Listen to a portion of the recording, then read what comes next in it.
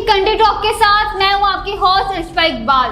नाजरीन, मेरा आज का मौजू है जनरल फैज का सीक्रेट। हामिद मीर लिखते हैं कि आईएसआई के साबिक सरबराह जनरल रिटायर्ड फैज हमीद का ख्याल था कि इन पर कभी हाथ न डाला जा सकेगा। जनरल कमर जावेद बाजवा ने इन्हें नवंबर 2022 में बता दिया था कि अगर general Asim Munir army chief बन गए तो तुम्हारा कोर्ट मार्शल जरूर करेंगे। लेकिन फैज साहब को यकीन था कि आसिम मुनीर आर्मी चीफ नहीं बन सकेंगे। जब आसिम मुनीर आर्मी चीफ बन गए तो फैज साहब ने कबल उस वक्त रिटायरमेंट ले ली। रिटायरमेंट के बाद कुछ अरसे तो वो मोहतात रहे, लेकिन जब उनके खिलाफ कोई कार्रवाई ना हुई तो वो गहन मुतात हो गए। वो एक ऐसे सिस्टम की पैदावार थे जहां ताकत का बेजा इस्तेमाल होता है। इख्तियारात के नाजायज इस्तेमाल पर अदारे के अंदर तो जवाबदेही होती है, लेकिन जब आप अदारे के सरबराह बन जाएं तो फिर मुल्क का आइन कानून बेबस हो जाता है। फैज हमीद को यकीन था कि अगर उनके खिलाफ कोई कार्रवाई हुई तो वो ये साबित कर देंगे कि उन्होंने जो कुछ भी किया जनरल कमर जावेद बाजवा के हुक्म पर किया और बाजवा के खिलाफ कार्रवाई की कोई हिम्मत नहीं कर सकता, लिहाजा उनके खिलाफ भी कार्रवाई नहीं होगी।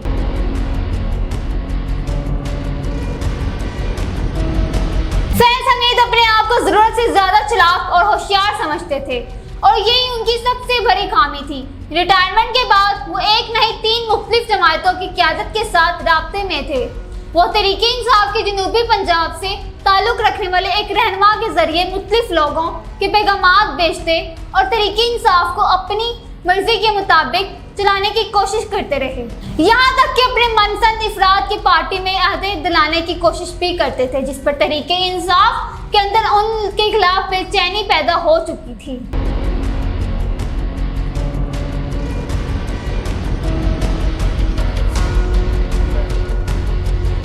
इस बेचैनी के बायस कुछ ऐसी खबरें भी बाहर निकली कि इन्होंने तहरीक इंसाफ के कुछ रहनुमाओं को फौज के हाजिर सर्विस अफसरान के खिलाफ भड़काने की कोशिश की और जब इन खबरों की तस्दीक हो गई तो फिर फैज हमीद के खिलाफ एक 7 साल पुराने मुकदमे को खोलकर कोर्ट मार्शल की कार्रवाई कर दी गई। टॉप सिटी इस्लामाबाद के मुकदमे की तहकीक के दौरान इनके खिलाफ ठोस सबूत सामने आ गए थे, लेकिन जनरल कमर जावेद बाजवा ने इनके खिलाफ कार्रवाई नहीं होने दी।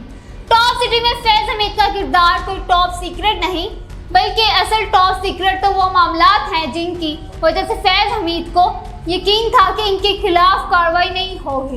इनके इक़दामात की सबसे बड़ी वजह पाकिस्तान की बड़ी सियासी जमातों में इनके गहरे ताल्लुकात हैं। मुस्लिम लीग में इनके ताल्लुकात की गहराई का ये आलिम था कि फैजाबाद धरना केस में सुप्रीम कोर्ट के फैसले पर अमलदार आमद न होने की वजूहात जानने के लिए एक कमेटी बनाई गई।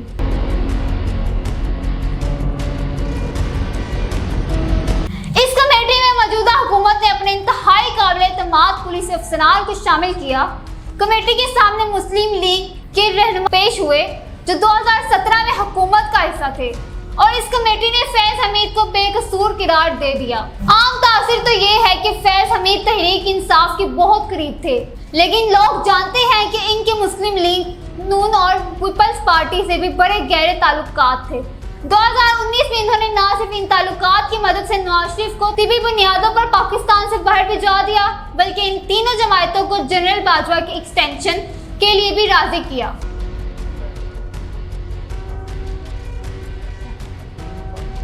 बाजवा को एक्सटेंशन दिलवाने के लिए भी फैज का अपना मुफाद था। एक्सटेंशन के नतीजे में भी कुछ सीनियर अफसरान रिटायर हो गए और फैज हमीद का नंबर ऊपर चला गया।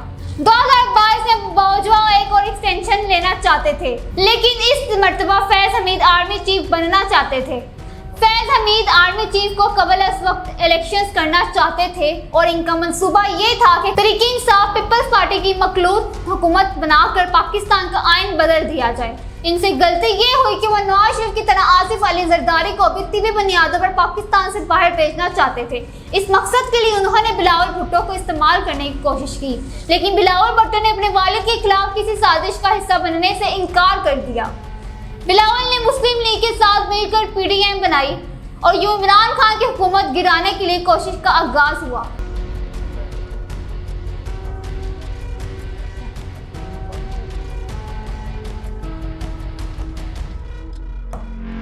बाजवा ने इमरान खान के खिलाफ साजिशें इसलिए शुरू की कि खान साहब कुछ मामलात पर बाजवा को मानने के लिए तैयार ना थे। पहला फटरा तो उस्मान बज़दार पर हुआ और दूसरा फटरा इसराइल को तस्लीम करने पर हुआ। और फिर जब बाजवा ने फैज हमीद के जरिए भारत के national security adviser Ajit Doval के साथ ऐसे फैसला करने शुरू कर दिए जिनका इमरान खान को इल्म नहीं था।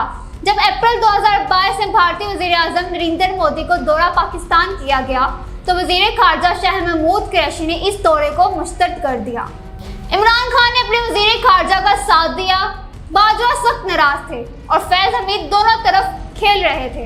उन्होंने एक तरफ तो भारत के साथ लाइन ऑफ कंट्रोल पर सीज फायर के मादे पर आमादगी जाहिर की, दूसरी तरफ इमरान खान को बाजवा से बदजन करने का सोचा। इमरान खान का ख्याल था कि भारत ने 5 अगस्त 2019 के मकबूजा जम्मू कश्मीर की हैसियत को तब्दील करके पाकिस्तान को धोखा दिया है, लिहाजा इस धोखे के बाद भारत के साथ सीज फायर और नरेंद्र मोदी का दौरा पाकिस्तान उनके लिए मुश्किलात पैदा करेगा। कश्मीरी रहनुमा सैयद अली गिलानी इन तमाम वाक़यात पर सिर्फ परेशान ही नहीं बल्कि नाराज थे, लिहाजा जब इमरान खान ने मोदी का पाकिस्तान में इस्तकबाल करने से इनकार किया तो बाजवा के साथ डेड लॉक हो गया। बाद में सदर आरिफ अलवी ने यह डेड लॉक खत्म करवाने की बहुत कोशिश की, लेकिन फैज हमीद ने इमरान खान को बाजवा पर एतमाद न करने का मशवरा दिया। फैज हमीद कभी इमरान खान के हमदर्द ना थे।